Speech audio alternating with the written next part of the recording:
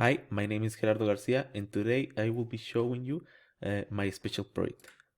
So, first, my job. I would like to work as a biomedical engineer in a hospital. What do I need to work there? First, I need to be aware of medical equipment, any kind of malfunction on any machine would be a catastrophic mistake. I need to teach the medical staff how to use the machine. They need to know what things are going to be needed when they use that machine. If they need anything, if the machine turns off, how to turn it on. In a case of emergency, they need to know what to do.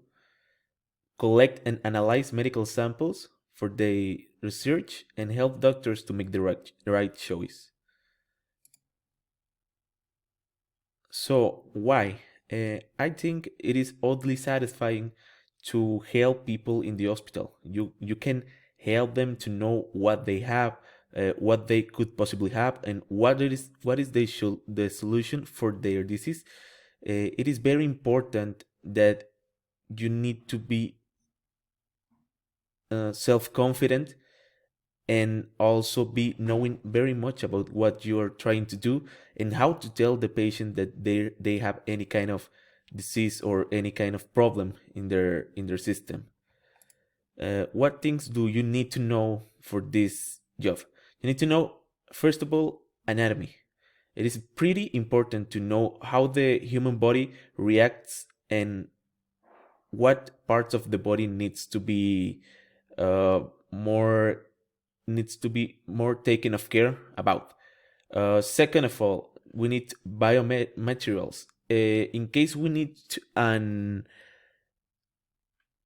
urgency operation, we need to know what materials we are going to be using in order to help the patient not being in danger for the surgery. We need sophisticated laboratory equipment knowledge. So, if we are going to work with these machines to let people know what they have, we need to know how they work, what to do in case they fail, what to tell the doctors in case there's something wrong with the patient or with the equipment itself. So it is pretty important that we know everything about what we are using in that moment. Then we need the communication skills. It is pretty important that if we are going to talk with the staff, with the doctor, or even with the patient, we need to be pretty aware of what words we are using to communicate. Uh, we cannot give misunderstoods because misunderstoods might end in someone's death. So it is pretty important that we check what words are we saying, uh, what things are important to let people know, and we need to be patient. So, as I said before, sometimes we need to teach the medical staff how to use any machine, and it is pretty frustrating when there are bad communication skills.